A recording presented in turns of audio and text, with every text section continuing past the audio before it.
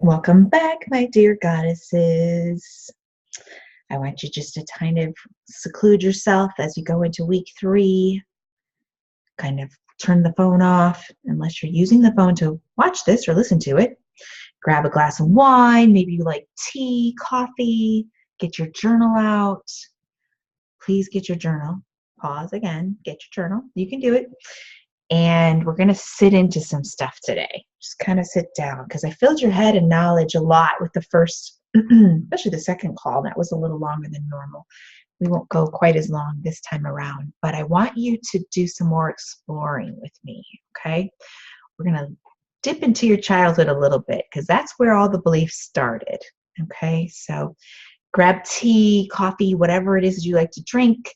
It's cold here as I'm recording this, which is rare for Las Vegas. It's December, but it's, it's 40, 50 degrees. I got the fireplace on and the Christmas tree lit. A little glass of red wine, just kind of paint the picture of the coziness. Laptop lifestyle is pretty awesome, when you can create and change lives thanks to technology. So if you don't have your own laptop lifestyle, it's pretty awesome. It's not easy, otherwise everyone would be doing it. I'm not here to sugarcoat anything, but it's so worth it when you do make it work for you. Works for our life as a single mom. So I want you to sit into it, get your beautiful little notebook, your journal, whatever it is you want to write with. I love to journal during these type of self-discovery calls as stuff comes to you. And even if you can't write it all out, write just 1 word, 2 words, so you can go back and revisit it, because that's going to be your homework, is to go deep, okay? Now, again, back to permission to be you. Why did I name my book Permission to Be Me? Some people took it the wrong way. They're like, well, why are we, what's that got to do with me, Carrie? Because you're reading the book. You're saying it to yourself, permission to be me. I'm not saying you need to be Carrie. I'm saying you need to be you, so we read it to ourselves, and we're talking about ourselves when we say that title. And my whole brand is around giving yourself permission. So let's talk about that for a minute. Why do we need to give ourselves permission? I went to dinner the other night with a video editor and a producer, and I thought I kind of described my brand. I'm thinking of hiring him for my talk show that's coming up here in Las Vegas that we're starting in January, and a few other things that are showing up for me in my life. And he goes, I don't understand the brand. I don't get it. And I said, well, that's probably why it goes to women, but men too. Again, for my men that are on this self home study, it's all good. I love you too.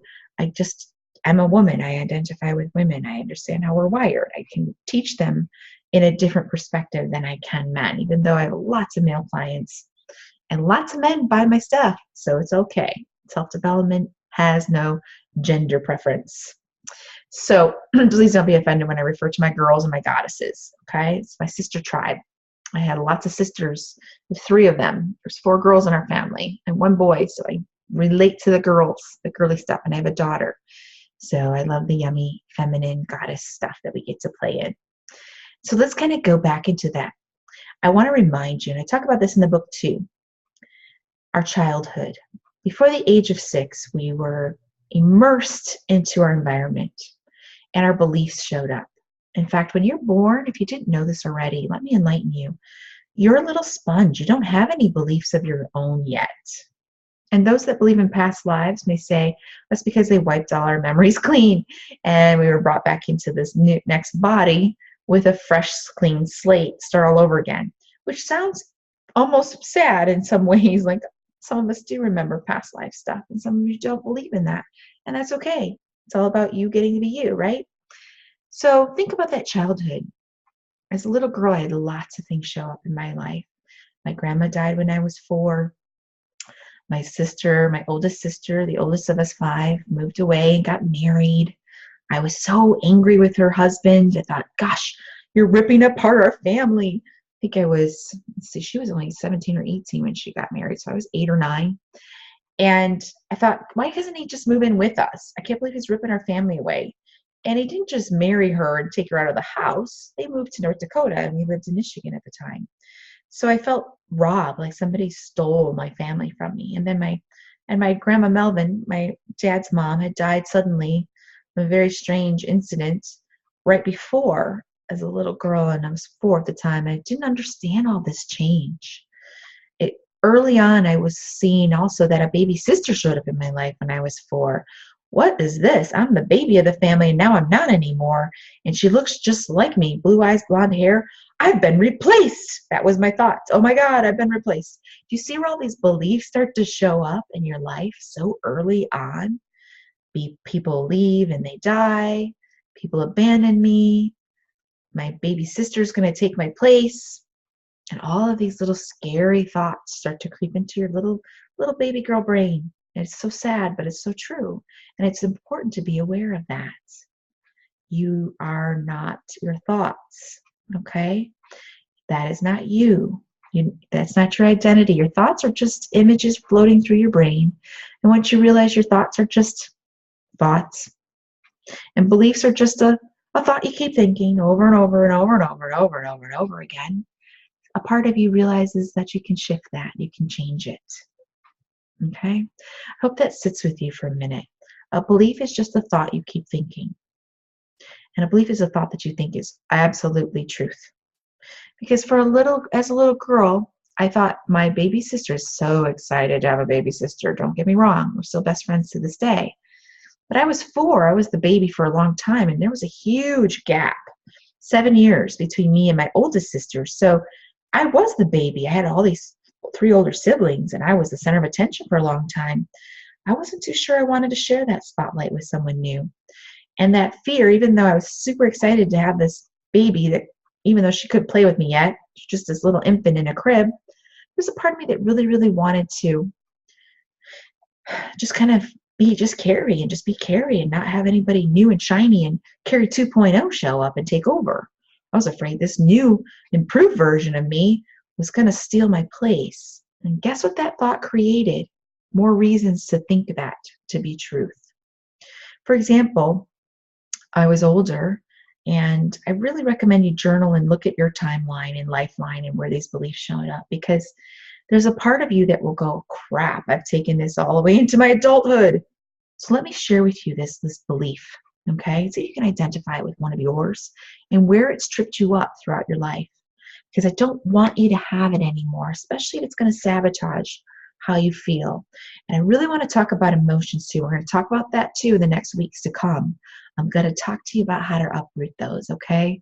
If you haven't gotten the VIP spot with me, please get it, because I'm going to do some healing with you personally, one-on-one, okay?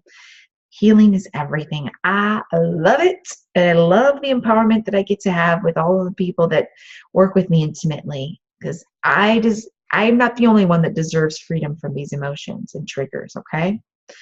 Nothing's more empowering, guys and girls, that feeling emotionally free and looking back and go, wow, that stuff used to bother me, and it doesn't bother me anymore at all. I could talk about it like it's just a fact. No emotion, no pain, no hurt shows up. It's a really empowering space to play, and I want you to have that personal emotional freedom too, okay? So let me go a little bit into this. Carrie's just turned 4, March 1978. Little Shauna, my baby sister, is born in April, end of April 1978, okay? My grandma hadn't passed away yet. That was a little later in that year, but that was a very tumultuous year for me. Age 4. Some of you can't remember that. Age 4, age 3, age 5, age 6. And when I talk to you about age 6 and beyond, we're already molded. Literally, your beliefs are already downloaded in you by 6. 6, because again, you're just a little sponge going around absorbing your environment and creating those truths in your little subconscious. You haven't even started to have your own beliefs yet or create your own judgments. You're just sucking that stuff up, okay? So what else showed up for you before age 6 is kind of one question. You know, what emotions and what memories do you have? If you have a strong memory like I do, where you can practically paint the picture, like you can smell where you were, you can see the wallpaper in the 1970s house you lived in, you can remember what your mommy wore, you wore, what dress you had on. Those emotions are strong. Something happened deep and wounded that little soul, that little heart of yours, to help you remember that. So those of you that remember them with such vivid detail, there's a reason for it, okay? Something happened. Either it's a happy memory, a very terrorized, scary memory, something sunk that into you, okay? And it sealed itself into your little mind for the rest of your life, okay? Now, some of us have buried some emotions and memories because they were too painful to remember. And when I work with healing people, I help you uncover that. Once we learn how to heal yourself, and I teach you the techniques to heal yourself, what's interesting about that is memories start to come forward because now they know it's safe because there's a way you will heal it. It's not so scary to pull that in anymore because you know deep down you're going to heal yourself. And I want to give you permission to open that Pandora's box and get in there, okay? So back to my little story of Shauna taking over my life, my baby sister. Again, I love her dearly. Love her. And we do look a lot alike, okay? The last three sisters are all blue-eyed blondes, okay?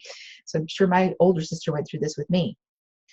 So she was born, and I was excited, okay? I was super happy about it. But I was a daddy's girl, and I didn't want to share that attention. And as a little girl, I would sit on his lap and talk to him and sing to him, and I would use my little jump rope as a microphone, and my father was a pastor at a church at that time, and he would sit in his recliner chair and with his Bible on his lap and do his sermon notes and study for the sermon for that Sunday. I did my best to interrupt him and disrupt him as much as possible. I mean, my poor father, he needed a home office, but our little house just wasn't big enough for that with 5 kids. So Miss Carrie would sing "You Light Up My Life" from Debbie Boone, and I would sing it over and over again, or "Jesus Loves Me" with my little microphone. And there was a part of me that just, wanted daddy's attention all the time. I'd play games with him. Sometimes he'd play Uno with me, that card game. He also would fly away every Monday mornings. He would fly to my uncle's airlines. My uncle owned cargo airlines. My dad would help paint the airplanes and work for him at times. Helped supplement our income because at that time, being a pastor's kid or pastor at a church that was brand new, still growing quite a bit, was not very profitable at that point. So, okay, for those of you that think that pastors make a ton of money, think again. It just depends, on how big the church is and so on. So he did that to supplement our income. So I did what I could to get my daddy's time. I only had him on the weekends, okay? He was flying off to Uncle Dean's every Monday morning, which again instilled some more abandonment stuff like daddy's leaving, daddy's leaving. I didn't like that feeling that he got on the plane every week. I didn't know when I would see him again. Well, I would sit on his lap a lot because I was daddy's girl, talk to him, sing to him. Life was good. Then there came a day that it hurt like hell. And I remember this memory. Shauna, my baby sister's on one knee, I'm on the other. And my dad thought, I think Carrie's getting a little too old to sit on her daddy's lap. And that's just because my father was aware of little girls and growing into little young ladies. I wasn't 13 or anything like that. I think I was probably, my sister was 2 or 3. I was probably 4 or 5. No, I was 4 years older than her. So 6 or 7. And he was thinking, this is probably hurting. I was probably hurting his leg. Think about it. Kids get a little big. My 13-year-old daughter thinks she can snuggle with mom and just lay on her some days. And I get it. I get it now. I'm a mom. I'm an adult. But back then I didn't understand that I got kicked off of daddy's lap. That's prime real estate. That's where I feel the most love and adoration. I feel like I have my daddy's quality time. I get his undivided attention. Quality time to this day is one of my love languages. Do you see how this could hurt a little girl so much? But do you understand now, more than anything, that I thought for sure my sister had replaced me because she got to stay on daddy's lap, but I didn't. And that pain hurt for years. It took many healing sessions with another mentor of mine before I could tell that story without crying. It still hurt all these years later as an adult. I could still see little Carrie running to hide. I used to hide at the top of the basement stairs and shut the door and just sit on that top stairs in the dark and cry and cry and cry. I could still see the little dress I had on. I could feel the pain of, I'm just going to run away. No one will miss me. I can't believe they don't love me. I just got kicked off daddy's lap. They don't want me anymore. They won't even miss me. All those terrible little feelings as a 6 or 7-year-old should never feel. And they do. We feel them. And it's okay. It's what makes us a human being. It's what makes us an empathic human being with feelings and emotions and feedback of how human we get to be. So for years, I carried that wound, and it showed up a lot in my life. And I didn't know it until I identified where that root belief came from. Okay? Where did that root belief come from?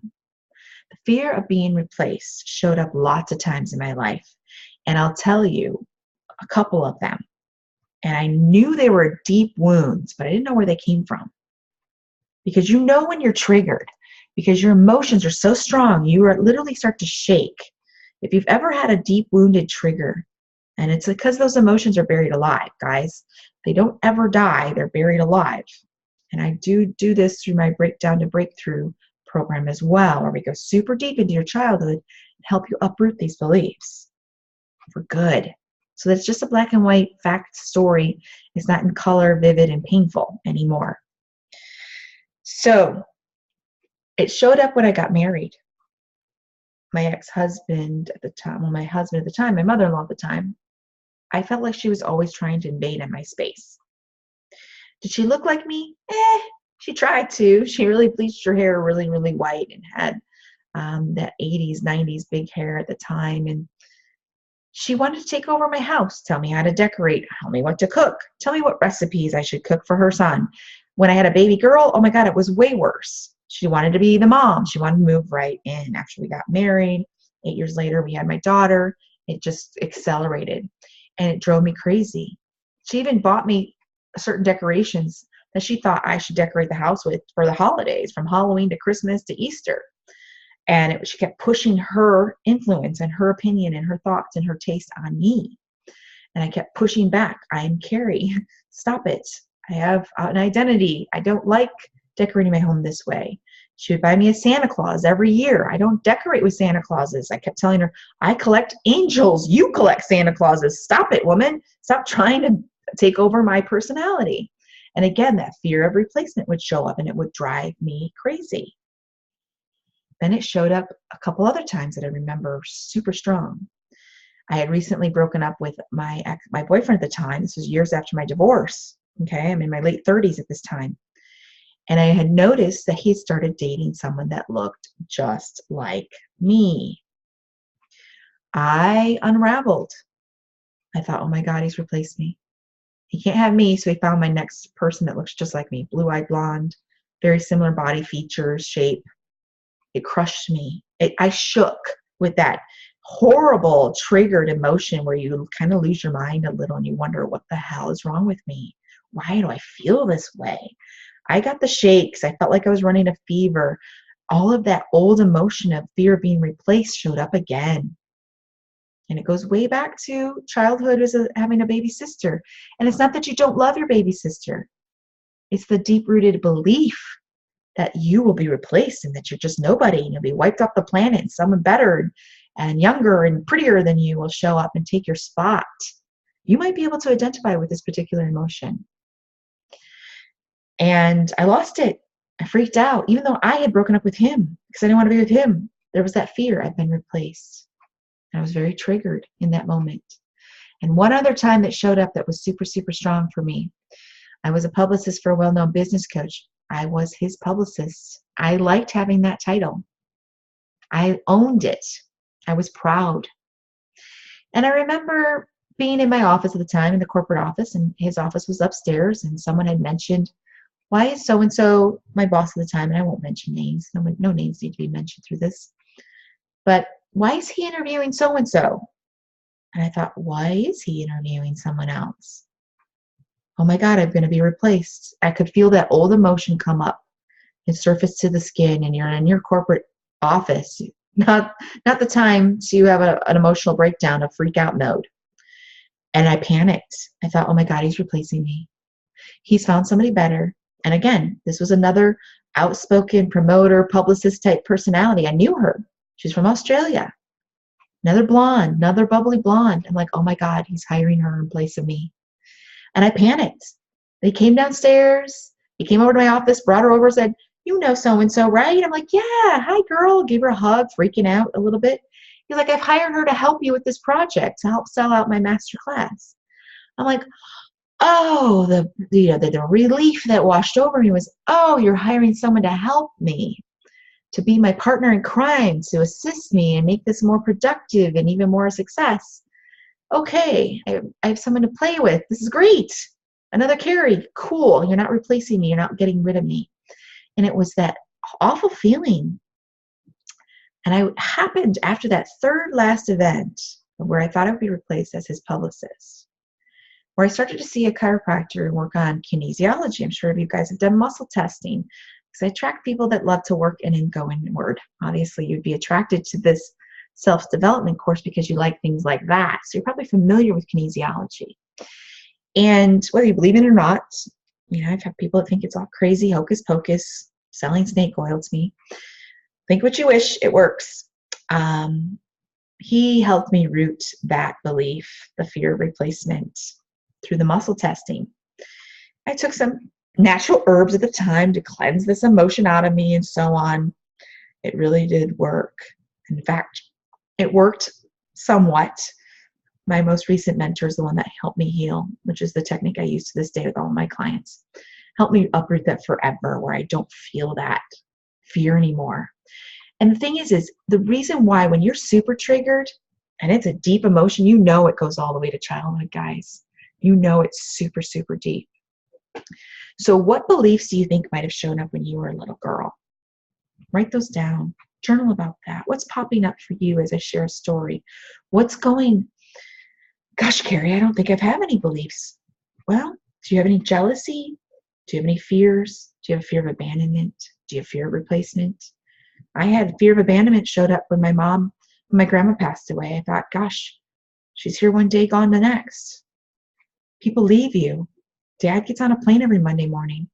I even have, to this day, somewhat, I don't enjoy leaving the house early in the morning. I don't mind waking up early if I have to, but I don't like to leave the house when it's still dark out. Those cold, bitter mornings when the sun's not even come up yet. Because that's when we used to take Dad to the airport. I would curl up with a blanket in the back seat, and I lived in Michigan. It was cold winter mornings. And I don't think it was just the cold winter mornings and curling up with the blanket in the back seat. I think it was I have to say goodbye to Daddy and wave to him through the airport window and wave to his plane, hoping he sees me. Just maybe Daddy can see me waving. I had to say goodbye to him again, and he's going to be gone for a whole long week. Mommy's going to be sad, and all of us kids are going to be sad, and it's going to be harder because Mommy's not used to being by herself. So I think that yucky, icky, I hate mornings feelings goes all the way back to that. And not loving the fact that Dad leaves me every Monday morning. I used to hate Mondays for that reason too. Fridays were fun. Daddy would pick him up from the airport. He would save me his peanuts from the airplane trip. So think back to your little girl stages, those little girl days. Give yourself permission to go deep there, because that's where that little girl lives that I want to bring forward. I want to bring her out to play and be her, all of her. And I have some more questions for you that are part of your homework this week. What was your favorite color, and what is it now? What did you decorate your room like as a little girl or as a teenager? Mine was red, black, and white. It was like a real bold color. I now have turquoises and blues all around me. I am a total Pisces, and I love bright, vibrant colors, especially watercolors. It just brings me, as you discover more about yourself, you know what soothes you, what makes you happy. A lot of it has to do with your zodiac sign or your birthstone. Aquamarine's my birthstone. I like those colors. I have a lot of friends and a daughter that's a fire signs. They love hot pinks and reds and bright oranges. My daughter loves the hot pinks and the bright colors. She loves sunsets and bright red, fiery colors. Maybe that's, a part of you. So what colors did you like? How did you decorate your room when you were growing up? What drew you to certain friends? Who did you admire? What celebrities did you admire, and why? I look back at the 80s and 90s. I loved the rock videos. I had the big hair. I looked like Lita Ford and the singer Vixen. If you think about them, you can YouTube those guys and just laugh your butt off. The big blonde hair. Hart was another, Anne and Nancy Hart. I just loved them. Think back to that identity. I wasn't the Tiffany Debbie Gibson stage. They were too goody-goody for me. I liked the rockers. And I had a cousin at the time that did like the Debbie Gibson Tiffany stage, and she would wear the hats and the cute stuff. That was her personality. The more conservative look. I liked to be out there. I didn't care about what people thought. I wanted to wear something fun, bright, in your face. So think back to those years 16, 17, 18 too. And that's your homework for this week as you go deep. What friends did you hang around? Who did you admire on TV and movies?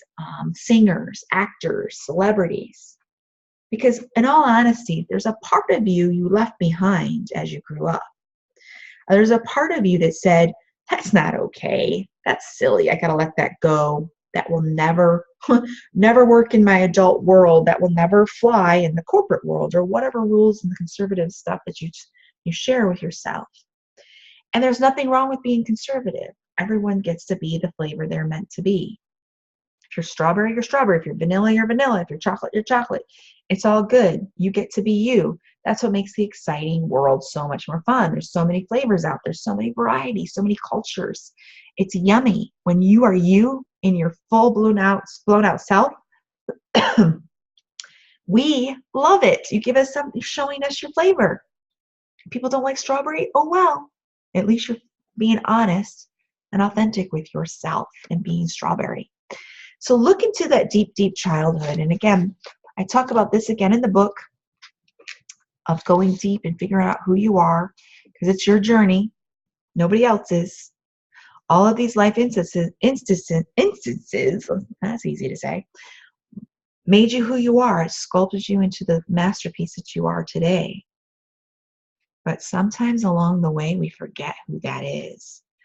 We get buried in, like I mentioned in call 1, in week 1, we get buried in other people's beliefs and other people's decisions. And you start to, I married the person I thought Dad would like. I went to the church I thought Dad would like. I bought a conservative house in a neighborhood I thought they would like. I stayed home with my daughter because I thought everybody would agree that's a good thing to do. I would get a safe career. I did everything that I thought was the mold that everyone would agree with, because I was trying so hard to please everyone but myself. Okay, we're going to go a lot deeper in that in the next 3 weeks as we start to uncover who we really are beneath that saucy, sassy surface. But we have to first go inward before we reveal those extra layers to ourselves. So write down those beliefs and how we can heal them. And I want to remind you again, if you've upgraded to the VIP package, let's do a healing session. You can request that. You know, I mentioned on last week's call, I don't understand what my personality is with the disc, Carrie. Maybe you can go deeper. Or maybe you want to go deep and do some healing sessions with me as well. You can request what you want as we go, okay? I've got lots to offer you. I help the world one person at a time. So that's your homework. Go a little deep. Explore yourself some more. What excited you as a child? What did you want to be when you grow up? You know, I wanted to be an actress. And to this day, I love the camera. I've got my own talk show. I love doing video blogs. I love public speaking. I love being on stage. I even sing occasionally. So in all honesty, it's a little easier, the lifestyle I've chosen versus acting. I don't have a choreography to remember. I don't have a character I have to try to be like. I don't have a script to memorize, and so on. So it makes it a lot easier just to be me. That's a lot easier than being an actress. My daughter, on the other hand, is dying to be an actress.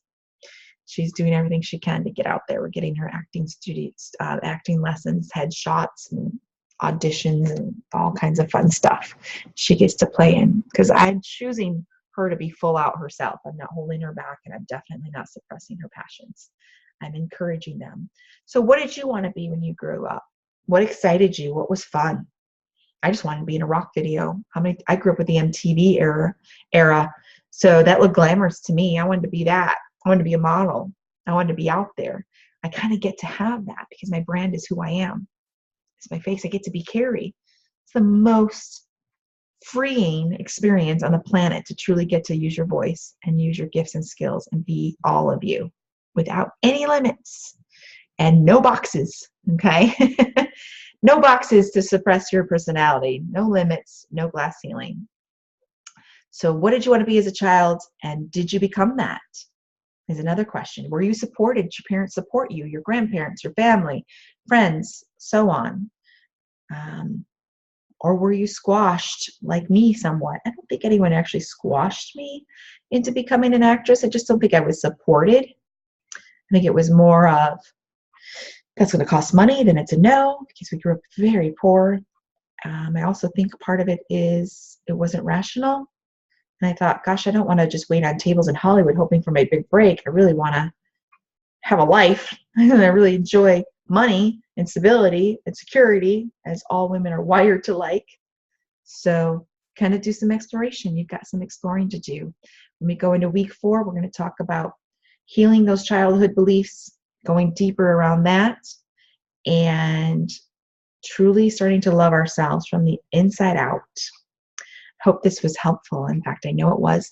And I'm loving the emails. Those that are doing this course have been emailing me and messaging me in the group. Again, go to the Permission to Be Me tribe group, the private Facebook group. Let me know your feedback. Let me know what week you're on. Let me know what's going on for you. If you need to upgrade to the VIP session, or you want to get an extra session and you didn't get it originally, but you want to upgrade now, reach out to me. It's all good. We'll get you on our calendar. We'll get those deep dive sessions taken care of, okay? We're here to heal you, because the more confident you are, the more you'll live on purpose, okay? Talk to you on week 4.